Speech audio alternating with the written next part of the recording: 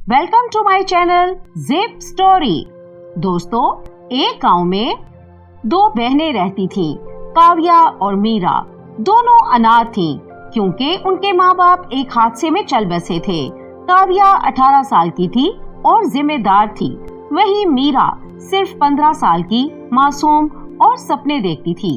दोनों अपनी छोटी सी झोपड़ी में रहती थी और दिन रात मेहनत करती थी। काव्या खेतों में मजदूरी करती थी और मीरा घर का काम संभालती और सिलाई कढ़ाई करके कुछ पैसे कमा लेती थी। दोनों बहनें एक दूसरे से बेहद प्यार करती थी और उनका दिल इतना बड़ा था कि वो गरीबों और जरूरतमंदों की भी मदद करती थी, चाहे उनके पास खुद के लिए पैसे ना होते। एक शाम जब दोनों खेतों से लौट रही थी, मीरा सपनों में खो गई। दीदी, एक दिन हमारे पास एक सुंदर सा घर होगा और उसमें एक बड़ा और चमचमाता किचन भी होगा। सोचो ना दीदी, हम लोगों की कितनी मदद कर पाएंगे।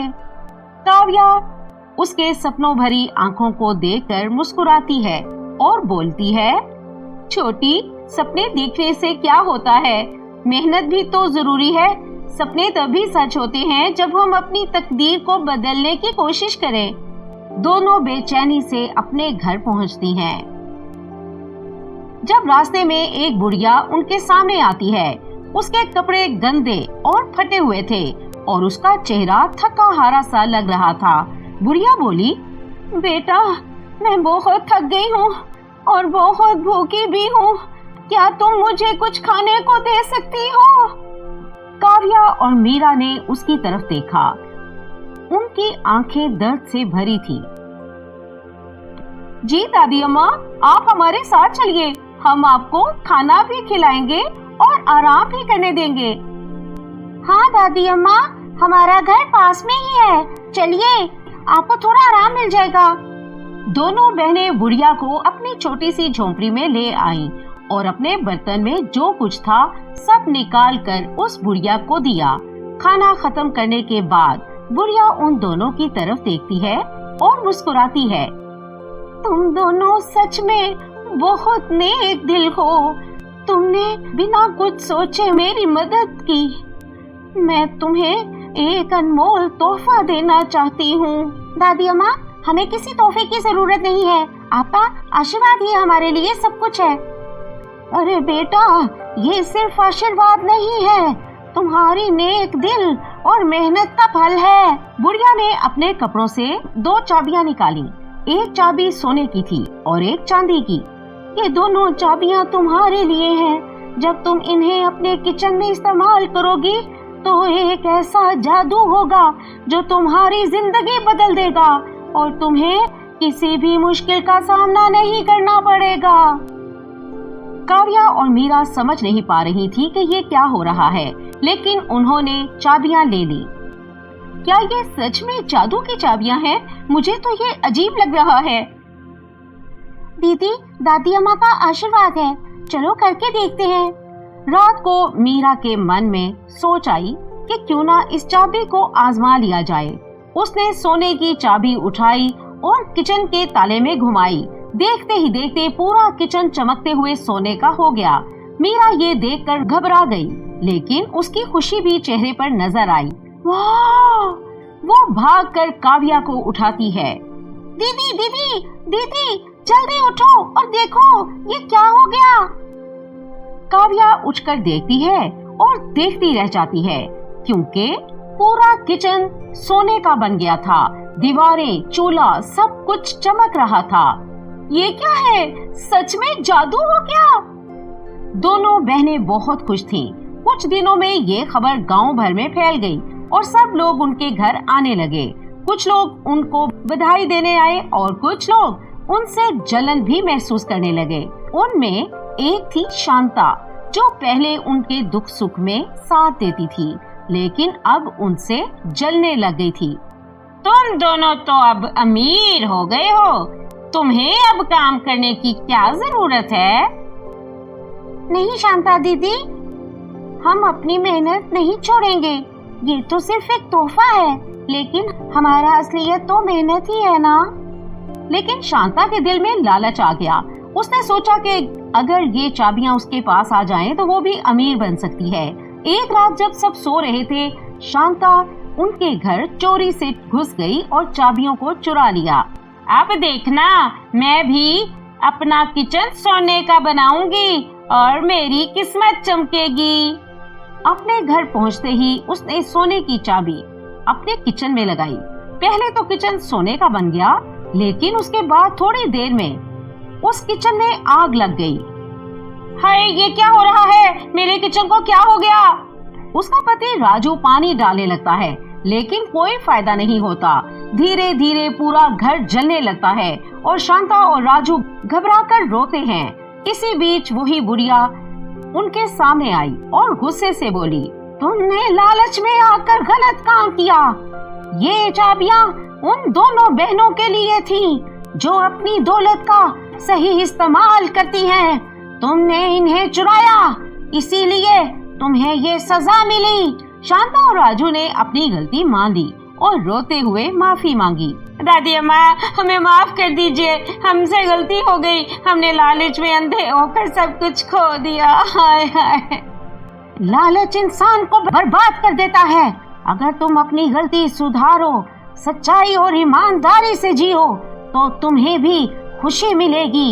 लेकिन हमेशा याद रखना, किसी की अमानत कभी चुरा।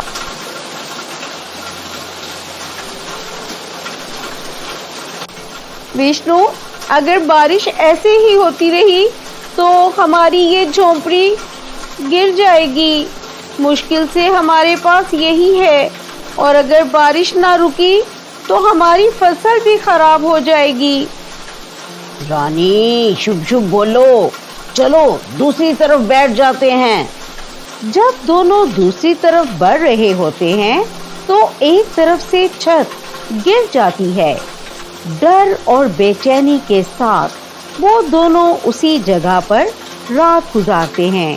सुबह होती है और बारिश तो रुक जाती है, लेकिन उनका घर पूरी तरह से खराब हो चुका होता है। भूख और थकन उनके चेहरे पर साफ दिखती है। बाबा, मुझे बहुत जोरों की भूख लगी है। ठीक है बेटी, मैं कुछ लेकर आता हूँ, थोड़ा इंतजार करो। विष्णु पहले अपने भाई के घर जाता है, लेकिन वहाँ ताला लगा होता है। सोचता है कहाँ से कुछ मिलेगा। फिर वो जंगल में जाने का फैसला करता है ताकि कुछ फल मिल सके। जंगल में चलने के बाद उसकी नजर एक अजीब पेड़ पर पड़ती है, जिसके ऊपर सोना चमक रहा होता है। अरे वाह, ये कैसे चमक रहा है? यहाँ कोई मालिक तो नजर नहीं आ रहा, लेकिन मेरे बच्चे भूखे हैं और इस पेड़ का फल शायद उनकी मदद कर सके। उस वक्त पेड़ से आवाज आती है, विष्णु, ये सोना लालच बनाने के लिए नहीं, बल्कि अपनी जरूरतें पूरी करने के लिए दिया जा रहा है। समझदारी से इस्तेमाल करना और किसी और का हक मत मारना। विष्णु जो कुछ पेड़ से मिला वो लेकर वापस घर लौट जाता है। उसकी पत्नी रानी ये देखकर बड़ी खुश होती है। अरे वाह, ये तो असली सोना है। अब हमारे पास पैसे भी हैं और घर भी बना सकते हैं। सच में ये एक बड़ी मदद है। अब वो दोनों अपनी झोंपड़ी की मुरम्मत करते हैं और कुछ पैसे बचा लेते हैं। रानी खुशी से सोचती है कि वो थोड़ा और अच्छा कर सकते हैं। एक दिन रानी कहती है, विष्णु, हम कुछ और बड़ा क्यों ना करें? सोचो, अगर हमें और सोना मिले तो हमारी जिंदगी कितनी आसान हो जाएगी। रानी, मुझे लगता है कि हमें अब और नहीं मांगना चाहिए। जादुई पेड़ ने मदद जरूर की है, लेकिन बार बार मदद मांगना ठीक नहीं है। हमें अपने दम पर जीना चाहिए। लेकिन रानी इस बात को नहीं मान पाती और कहती है, हम सिर्फ मदद मांग रहे हैं, कोई नुकसान थोड़ी कर रहे हैं। सोचो, अगर हमारे पास और सोना हो तो हम दूसरों की भी मदद कर सकते हैं, है ना? ये सुनकर विष्णु एक बार फिर से पेड़ के पास चला जाता है। जादुई पेड़ उनसे कहता है, तुम्हें ये सोना देने में खुशी है, लेकिन याद रखना, लालच इंसान को बर्बाद कर सकता है। किसी और का हक कभी मत छीनना। इस बार विष्णु और रानी सोना लेकर गांव में एक कपड़ों की दुकान खोल लेते हैं। उनका काम अच्छा चलने लगता है और वो लोग थोड़ा और ऐश की जिंदगी गुजारने लगते हैं। लेकिन रानी का दिल अब भी भर नहीं रहा था।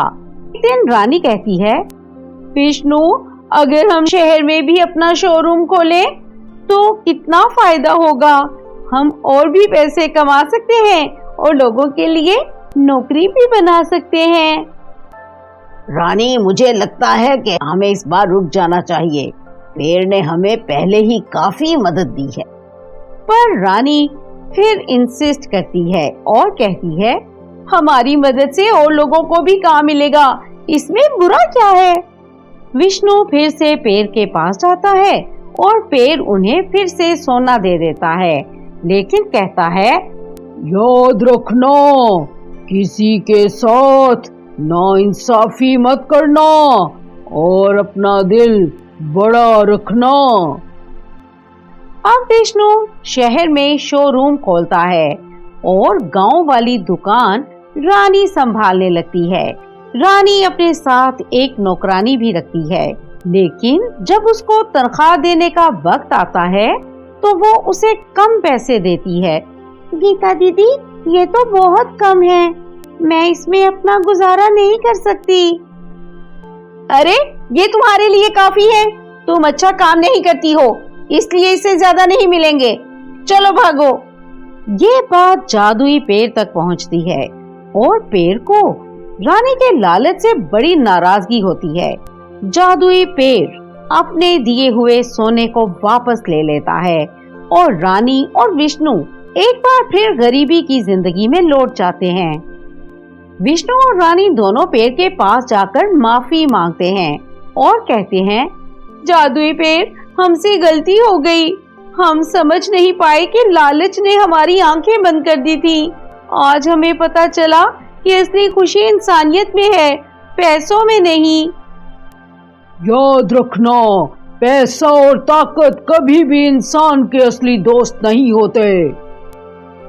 अब विष्णु और रानी के दिल में लालच नहीं बल्कि ईमानदारी